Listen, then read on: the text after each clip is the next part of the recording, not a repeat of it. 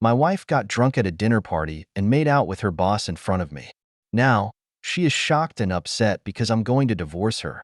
Her behavior has never been posted before, but then, through this once, I never got confirmation one way or the other. Thousands of dollars of therapy, and a few years later, I'm back. Things started to get worse between us during the year.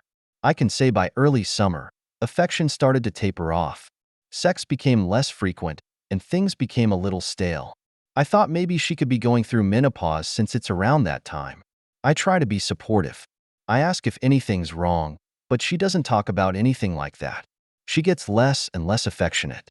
We're getting along really well, but there's no touch, no back rubs, no hugs, no kisses, no hand holding, no hand on my leg, no playing with my hair, no cuddling in my hair, no cuddling in bed. Touch is my love language. We spend a lot of time on this in therapy. She pulls away when I try to get a hug, or initiate sex, or simply cuddle on the sofa. I leave things be for a while because other areas are good. Months pass. This year, we are going to my home country for Christmas. I spoke to her about booking flights. She informs me she booked that Christmas holidays from work for the week after Christmas. Why? Why would you do that? I thought it was her mean, controlling streak coming back. She was trying to sabotage her trip, even though I haven't seen family and friends back home in more than 2 years. What have I ever done for her to behave this way? I asked her to change the dates. She says she can't. I asked her to work from there instead. She reluctantly agrees, even though it isn't a problem at all. I book the ticket. We get a late invite to a dinner party. At first, I thought, why were we left out until a couple of days before? I now see that she knew before but hoped I would decline on such short notice. We go. Things are good. Good people, good food, good conversation. By midnight, half the people have gone, but a few of us remain, drinking and chatting, sitting around the table while engaging in conversation. I glance over at my wife. One of the guys is rubbing her back, not in a lighthearted, jovial kind of way, but in a tender, we know and are deeply comfortable with each other kind of way. I couldn't believe it. I said nothing, just observed while remaining engaged with the conversation I was having. I kind of died inside, but it was different this time. Feelings just switched off. I felt nothing. My thoughts were, oh, so this is what's going on. I get it now. Everything clicked into place. This guy and one of my wife's best friends, who's pretty narcissistic, were having problems. My wife was helping, advising, and consoling this guy via text messages earlier in the year. Would you believe I actually felt relief? They were drunk. They forgot I wasn't drinking. If they acted that way while I'm across the table from them, what's going on when I'm not around? His behavior, once I started watching more closely, was of someone who was smitten. I decided it was time to go home when we got home. She scolded me for ruining the evening by leaving early, after 2 a.m., and gave me the cold shoulder when to sleep in a huff. No change there, so she had no intention of traveling for Christmas. She wants to spend it with her AP. I'm certain some other problem will come up between now and then, meaning she can't travel. She's already complained about not having good internet access over there. Luckily, that all sorted itself out that night. I slept soundly. The next day, I brought it up. Good night last night, I said, but people got a bit drunk there before the end. I think AP was hitting on you. No, he wasn't, she said. Sure, he was at one point. He was rubbing your back and everything. She just stared at me, not in a screw you kind of way or a disappointed kind of way. It was an oh kind of way. I let that hang for about 10 seconds, then changed the subject. That was all I needed. My decision was made. She said nothing further about it later in the week. She mentioned that she bumped into AP in town and he was out on a date, but he asked her not to mention it to anyone. So I can't say anything. Sure thing, birthday is next week. I don't need this mess anymore. The first time I had no proof, just massive disrespect, lies, and gaslighting from her.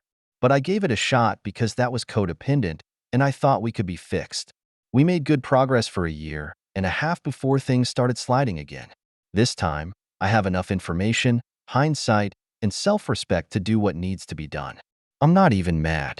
I'm more relieved than anything else. Relieved that my intuition is working. Relieved that I'm not broken as I thought I was. Relieved that I'm not the untrusting, broken, unlovable person she portrayed me as. I get it now. It's time to move on. Top comment. You, my friend, are a legend. You've done what most of us don't have the guts to do. It's a pity that it took this long, but you are finally at a point where you can look after you. No more, no more love wasted on her. Stay strong. These kinds of betrayals are some of the easiest to deal with. You stayed loyal. You did everything you could to save your marriage and get in a place where you're both happy. You did your part, but she remained shrewd. Now that she's broken with her oath, it's a relief because now you don't have to try to love a person who treated you like trash. Keep a straight face.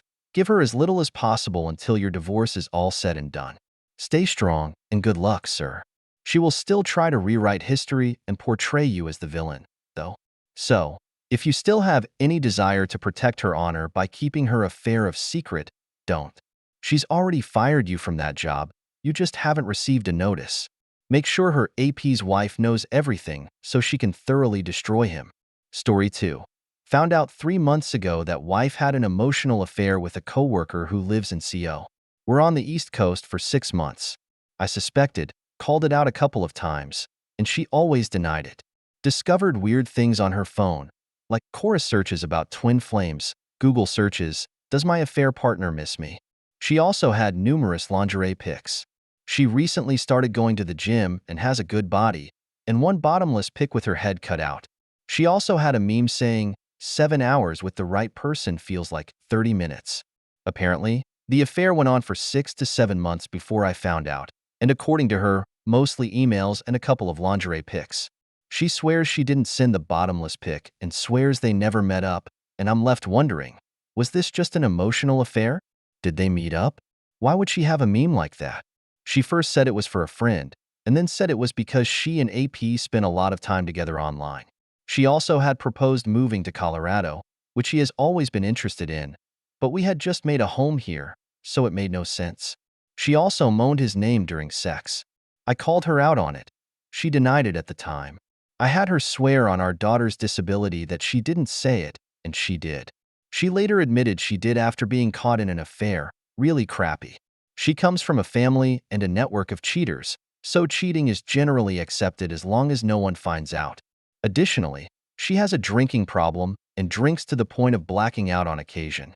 We have mainly dealt with this lately, but her sins of the past include getting absolutely hammered with our kids and her friend's kids, who is a serial cheater and doesn't like me, and spending time in a random apartment here in our neighborhood.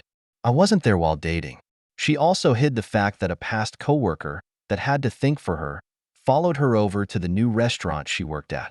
I found out through overhearing one of her conversations.